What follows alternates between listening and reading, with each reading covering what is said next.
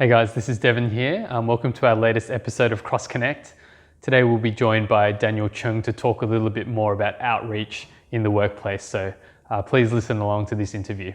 Today we're joined by Daniel Chung. Daniel's a member at CrossCulture. I don't know why I called you Daniel. Dan's a member at CrossCulture. He's a leader in our youth ministry here at the church. Dan works as an actuary at Deloitte, which means he's very, very smart. He also has a role as program coordinator at City Bible Forum as well. So thanks so much for joining us today, Dan. No worries, Dev. Both of those titles are definitely, they sound more impressive than they are. Yeah, they In do. reality, I'm more of a glorified intern at City Bible Forum. So you're good at getting coffees and whatnot? Yeah, exactly. Yeah, I've become very proficient at that. But we're not here to talk about lattes today. We're here to talk about what it means to be a Christian in the workplace during COVID. So Dan, maybe give us a bit of insights into what you've seen about how COVID's changed the way that we've been working over the last few months. Yeah, I think it's changed it in a number of ways. I think probably the biggest way is work has a tendency to be more transactional than relational. And I think that's something which you can deal with in the short term. You know, people can find that okay. But I think definitely in the medium to longer term, it's something which work is not meant to be like that. Life is not transactional. It is inherently relational. So I think that's one thing. I think the second thing is there can be a lot of fatigue associated with the way that we communicate. I think Zoom fatigue is something which I think would resonate with many workers, jumping from Zoom meeting to Zoom meeting. Do you have an idea of if things will ever kind of go back to what we knew as normal, or do you think these will kind of be permanent things that we'll need to work through? Yeah, that's a really difficult question to answer. I think workplaces are talking about right now whether there's going to be a permanent change to the way they operate. So I know in some offices in Asia, they're actually talking about downsizing the office space. And that's with the idea that many more staff are going to be working from home. Because I think even though I mentioned those two problems before about the transactional and fatigue nature of working from home, for many people, working from home is very convenient. It's very comfortable. So I think that can be very tempting despite the difficulties which, are clearly present. Yeah, it's same for like my wife and that. She loves working from home. And every time they tell her she has to work from home for another month, she kind of like rejoices inside a little bit. So yes, and I guess if you're getting that relationship and need from friends, and if you're getting it from like your family, maybe that's okay. You're totally, those needs are being met. But I do think there's a segment of the population who maybe aren't getting those needs met, but they're still so comfortable at home that they're just like, I'm good. I don't need to go to the office. I don't need relationship. And I just think that the effects of that might be seen in the longer term, maybe not immediately. I guess you were talking a bit about how the relational piece is actually really vital, especially as we connect with colleagues and, we seek to care for them well. How do we still do that right now? So I think you've said that that's kind of been taken away from us. So how do we go about cultivating community in the workplace at this time? Yeah, I think that's a good question, because I think, a lot of the circumstantial situations have been taken away. Like you have meetings for a very specific purpose. Once that meeting's over, you jump on the next one, you end the call, as opposed to if you were in real life, you might, you're having those natural conversations. You go to the kitchen for coffee, you go out for coffee, and you're having very natural interactions where you can actually do life together.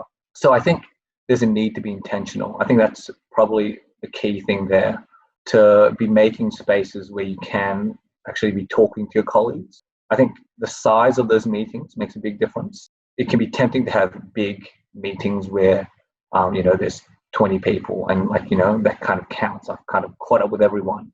But I do feel that there's real benefit for those more intimate interactions where you can actually go deeper. And I think for doing life together, for loving each other, and I think by extension, sharing the gospel, it's in the small interactions where those more easily take place. So how does that, I mean, what does that look like? Give us a few tips on how we can develop those relationships, how we can evangelize, even if we might not be able to see these guys face to face. I think that's a little bit tricky because I think COVID's been interesting because when it first started, I think a lot of Christians we were thinking, how can we use COVID to kind of speak into the lives of our co-workers and friends and the difficulties they're going through. And I think that desire is really good. But at the same time, I think if you've never reached out to your co-workers before, or you haven't got that relationship, and you're kind of going, how can I pray for you? Or like, tell me your deepest, darkest problems. Like, there's going to be this a bit of separation. It's like, I don't know you. So I think in some ways, COVID has been a big revealer in terms of how much have you invested into your colleagues and how much have you loved them prior to the situation where you might want to use this situation to kind of evangelize to them. That's true, isn't it? Like if you've never talked about Jesus in your life to them and they ask you how your weekend's going, then it seems weird to kind of start preaching the gospel to them just out of nowhere. Yeah, that's right. Like I think a big thing about being a Christian in the workplace is to be yourself. And like I think this is something which hasn't just come from a big thing in companies nowadays is actually bring your whole self to work.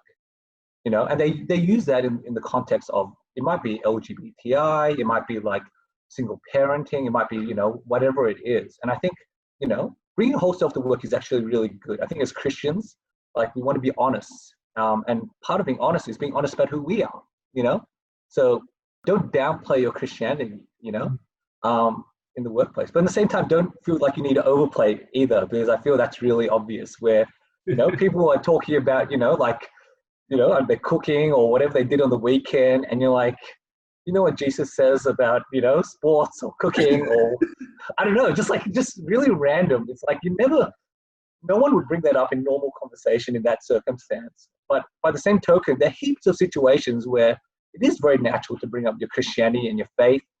And I just think that we shouldn't shy away from that as well. So what are some like examples? You were saying there are heaps of examples of how it can be done naturally.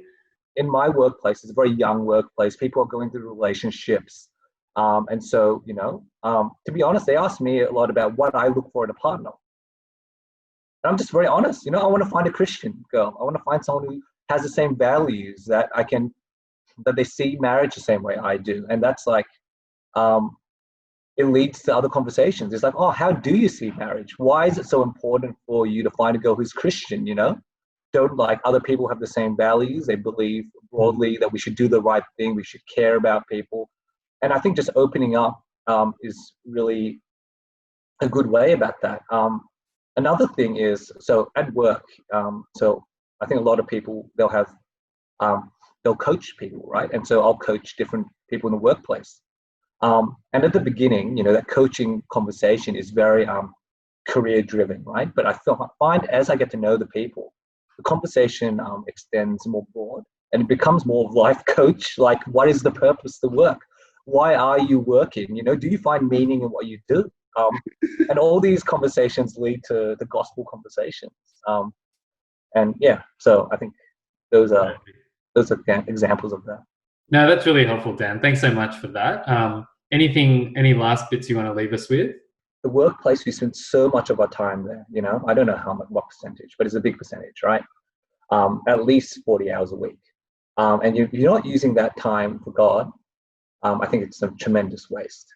There's big opportunities where you can take advantage of your work, but also ways in which your work can be further enriched by seeing it through a gospel lens. Great. Thanks so much for your time, Dan. Appreciate it. Yeah, thanks, Dev. Well, I hope you were challenged today to be really intentional about how we approach friendships in the workplace, so that we could use those to point to Christ in every situation that we're in.